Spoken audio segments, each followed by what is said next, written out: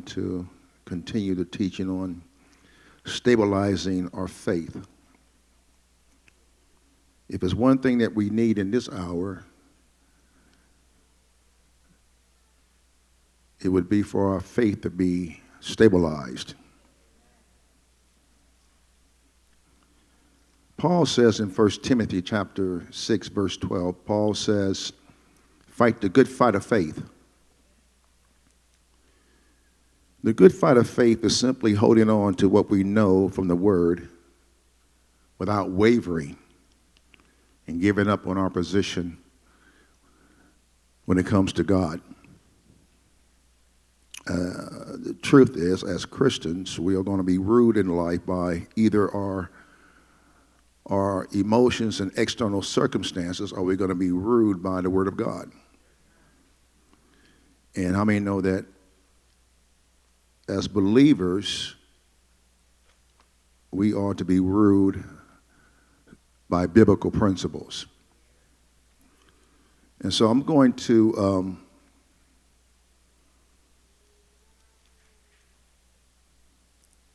be very methodical in this teaching this morning, because I desire for you to leave out of here with some understanding about faith. Oftentimes you get teaching on faith and it moves us with our emotions, but that's not where I want us to be this morning. I want us to leave out of here with some sense of understanding from the text what biblical faith really is. One of the concepts of faith is having a believing heart.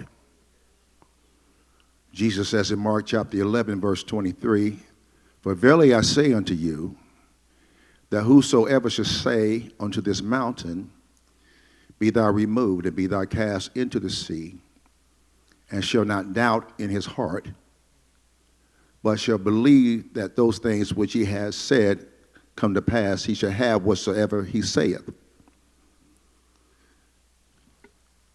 Jesus says, and shall not doubt in his heart. The concept of faith has to do with a believing heart. Now, he says something else that's important in verse 23. He says, be thou cast into the sea and should not doubt in his heart. Jesus, when he makes this statement, he wants us to know how focused faith really is. He wants us to understand that when we believe in our heart and not doubt, when our faith is focused, things can happen. Now, understand, God usually wants us to exercise our faith in a way that can move the unordinary. Usually God does not exercise a miracle where we can exercise the ordinary. Now, I need to say that because oftentimes we will try to use our faith for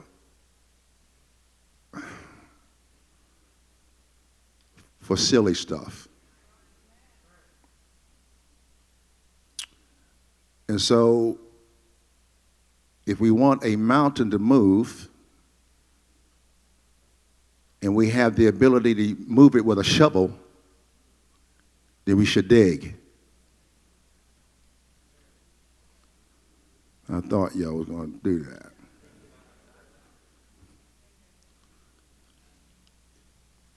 God usually performs miracles in the areas of our life whereby we can't do anything about that area. It's a mountain or a circumstance or a situation that is beyond our human capacity to deal with. Now, I had to say that because oftentimes we have this misunderstanding about faith, and oftentimes it's not our fault, it's due to what we hear or what we perceive we have heard through teaching. And so we make faith out of this miracle wand, or this thing that we go to lean on, when we really should be doing what we should be doing for ourselves. Romans chapter 12, verse 3 says this: God has dealt to every man the measure of faith. God has dealt to every man the measure of faith. And so if we get faith for anything, it is a result of divine impartation. Did you get that? It's not something we struggle with. Which means then we should only operate in an area of faith where we believe that we should have something. And so if we don't really believe it in our hearts, then we should leave it alone. Turn to the person next to you and say, neighbor, if you don't really believe it in your heart, let it be. Because it is our ability to believe that allows us to receive. Now, having said that, I want you to turn over to Mark chapter 4, which is my foundational text. Jesus, in Mark chapter 4, is teaching the disciples about faith in a very practical manner. He's using a parable, which is a didactic teaching, which really is a way of teaching by way of word picture. All right? To me, this chapter in relationship to faith is one of the greatest chapters in the Bible, in my opinion, in understanding biblical faith. Now, you would think I would say Hebrews 11, but I think that you have to understand this parable in order to appreciate Hebrews chapter 11. Because I think if you get Hebrews chapter 11 and don't get understanding of Mark chapter 4, you can find yourself operating in the emotional realm of faith and not in the practical realm of faith. So let's look at this, Mark chapter 4, beginning with verse 1. And he began again to teach by the seaside. And there were gathered unto him a great multitude, so that he entered into a ship. And he sat in the sea, and the whole multitude was by the sea on the land. And he taught them many things by parables, and said unto them in his doctrine, Hearken, behold, there went out a sower to sow. And it came to pass, as he sowed, some fell by the wayside, and the fowls of the air came and devoured it up. And some fell on stony ground, where it had no much earth, and immediately it sprang up, because it had no depth of earth. But when the sun was up, it was scorched, and because it had no root, it withered away. And some fell among thorns, and the thorns grew up and choked it, and it yielded no fruit. And the other fell on good ground, and did yield fruit and spring up and increased, and brought forth some 30, some 60, and some 100. And he said unto them, He that have an ear to hear, let him hear. And when he was alone, they that were about him the 12 asked of him the parable. And he said unto them, unto you it is given to know the mysteries of the kingdom of God, but unto them that are without, all these things are done in parables, that seeing they may see and not perceive, and hearing they may hear and not understand, lest at any time they should be converted and their sins should be forgiven them. And he said unto them, know ye not this parable?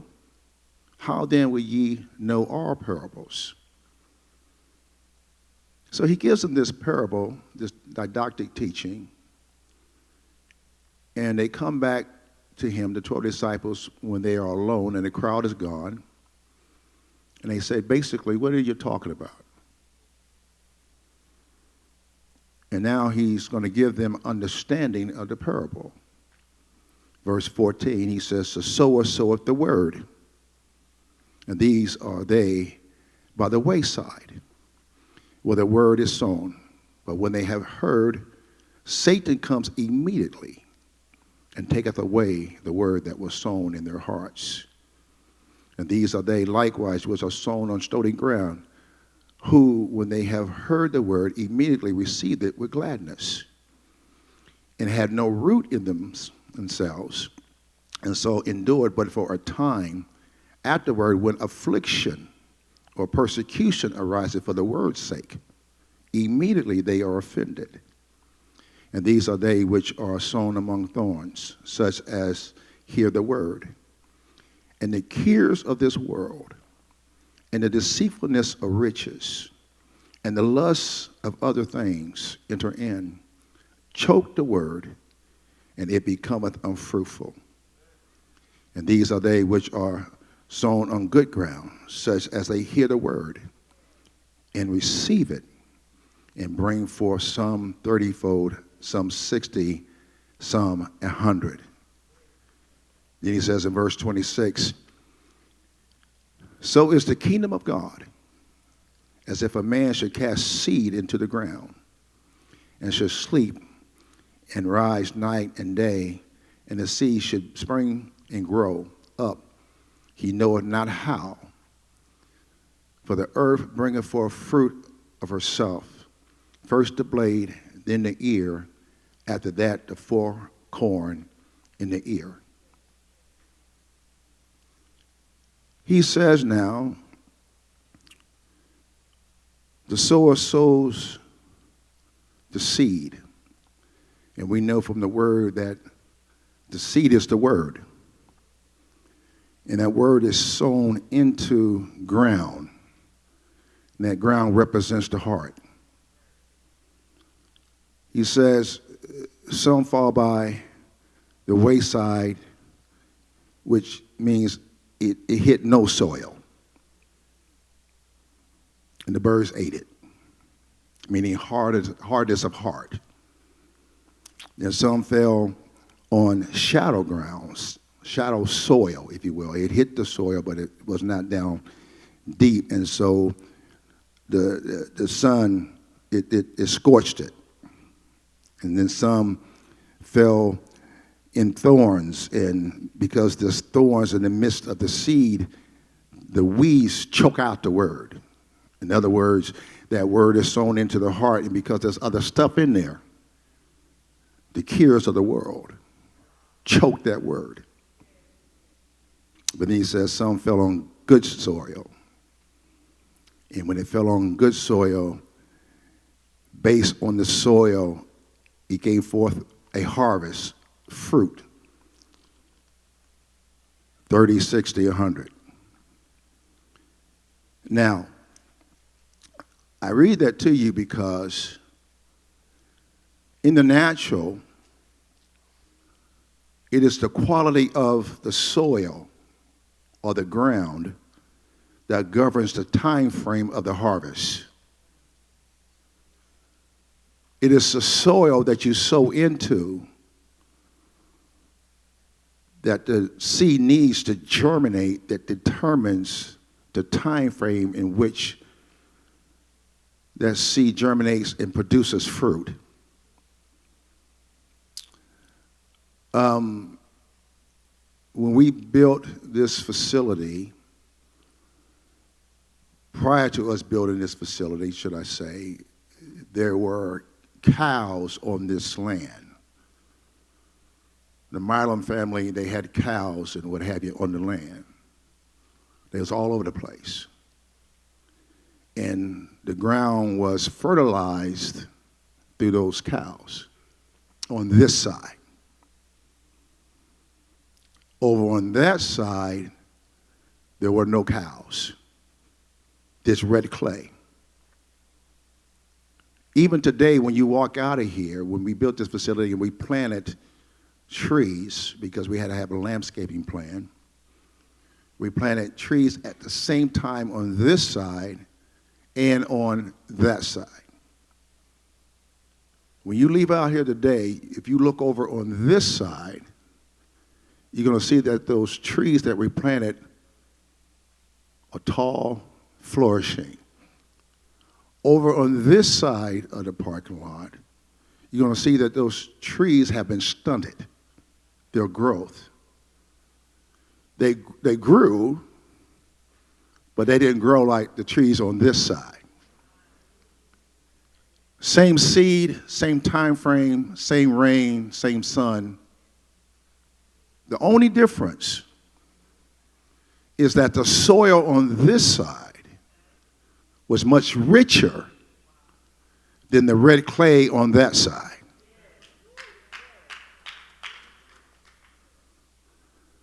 Such is the parable that Jesus is teaching to the disciples.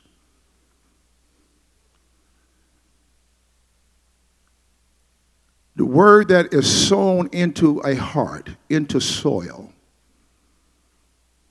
All of you are going to hear the same word this morning. And based on your heart in relationship to your relationship to this word,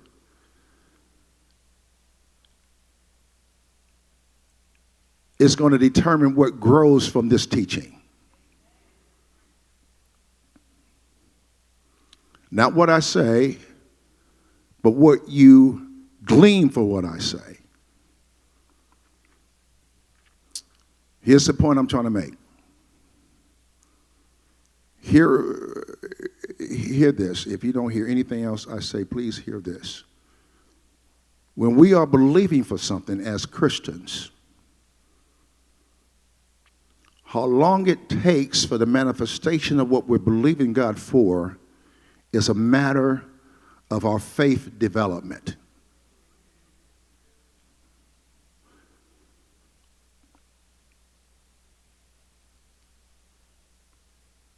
When your faith can't produce it in the time frame in which you are believing God for,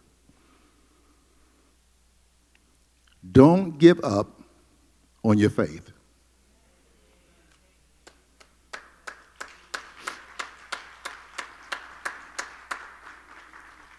Just turn to the person next to you and say, neighbor, the preacher said, when you are believing God for something, and it does not happen in the time frame in which you believe in God for, don't give up on God's word, and don't give up on your faith.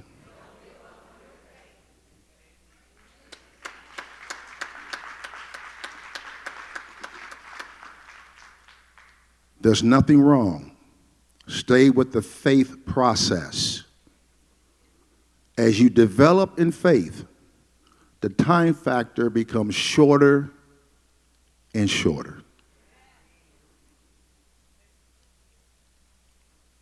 Don't give up on the word. Don't say it worked for them, but it won't work for me. Don't say God did it for them, but he won't do it for me. No. It's a matter of faith development. The more you develop your faith, shorter the time frame. Paul says this. Paul says in Romans chapter 14, verse 5, Paul says, let every man be fully persuaded in his own mind. Developing your faith takes time. I said, developing your faith takes time. You don't develop faith over the weekend. I had to learn that. I was around all these folks, and things are happening, and I'm like, something's wrong with me, blah, blah, blah, blah, blah, blah, and I had to learn. No, I had to develop my faith. And the more I walked with God, and the more I understood the scriptures, and the more I was patient, the more I saw the manifestation of the promises of God.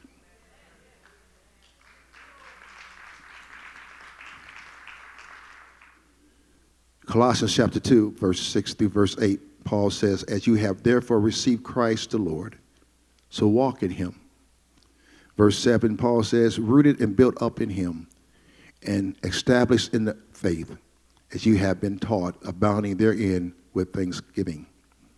Verse 8, Paul says, be aware lest any man spoil you through philosophy and vain deceit, after the traditions of men, after the rudiments of the world, and not after Christ.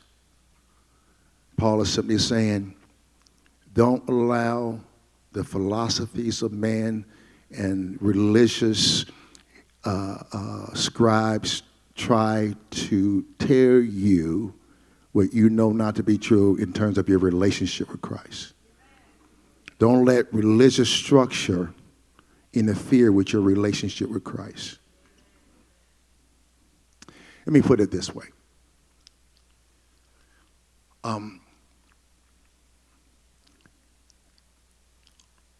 You could know God by academics,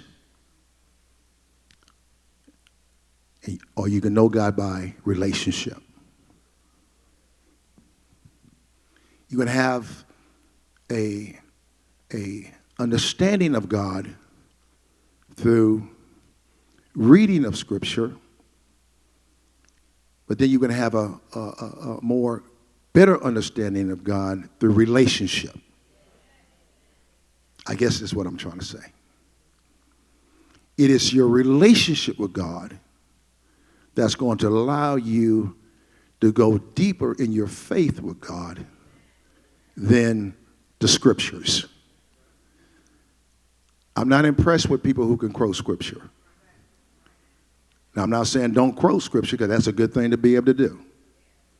But I'm simply saying this because you can quote scripture, or just because you have a degree in divinity, does not mean you know God. I can have an academic understanding of God, and then I can have an experience with God.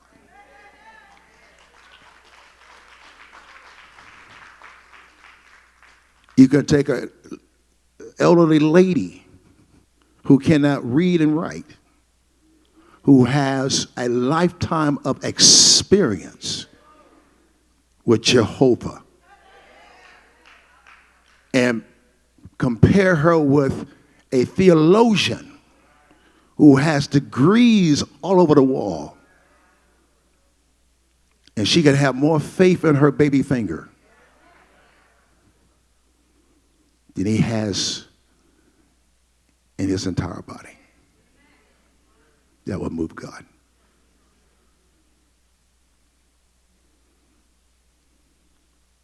This is why your faith is only as good as the object in which you place your faith in.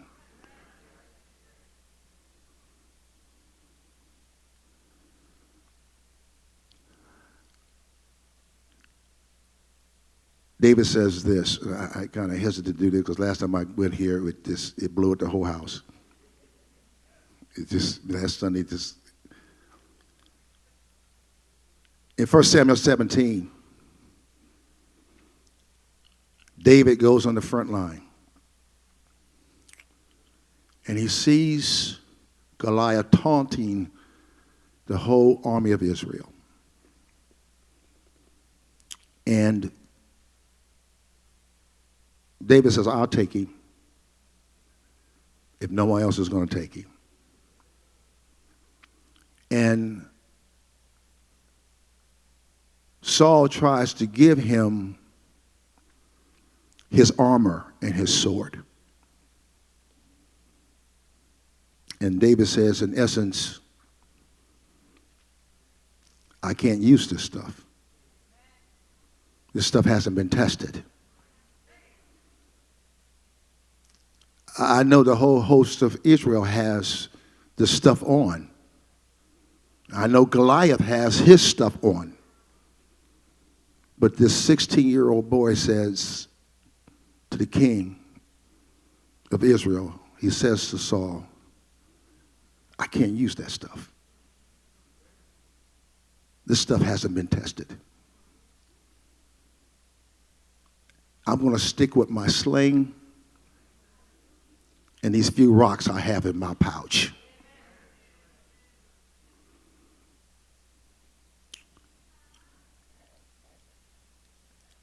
The guy that I'm coming up against, he's coming up against me with a sword and a shield. But I'm coming up against him with the God of Israel.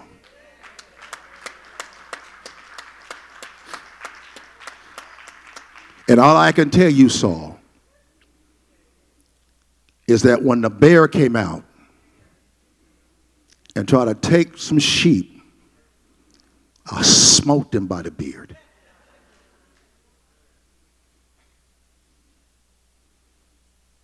When the lion came out and tried to take some sheep, I slew him. What was David saying? David was saying, I cannot have faith in that which has not been tested. The only thing I can have faith in is that has been tested. And I have a resume with my God. And that's the only thing I can have faith in is my relationship, in my history, in my experience with God. My point is, the more we walk with God, and the more we have faith in him, and the more he comes through for us, the stronger our faith becomes. Whether you consider it a small victory or a big victory, a win is a win. And I'm telling you right now, I'm telling you by experience, when you see God come through for you, when everybody else have doubted, even maybe you may have doubted a little yourself, but when you see God show up for you, your chest kind of pokes out a little bit. And when you see it come through again, you get a little stronger. And when you see him come through again, you get a little stronger. And after walking with him for 5 years, 10 years, 15 years, and see the consistency and the faithfulness, you don't need no academic understanding of faith. You don't need touch and agree.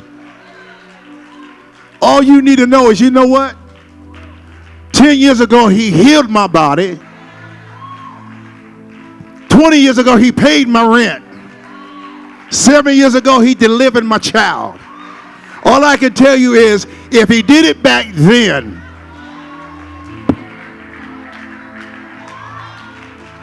he'll do it this morning. Come on, give God a praise.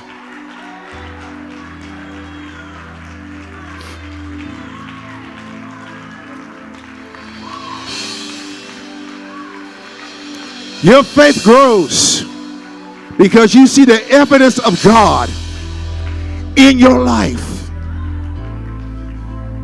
Come on, put those hands together. Come on, give him a praise. I'm going to stop right there. I got more, but the Lord says stop. Come on, give him a praise. Come on, give him a praise.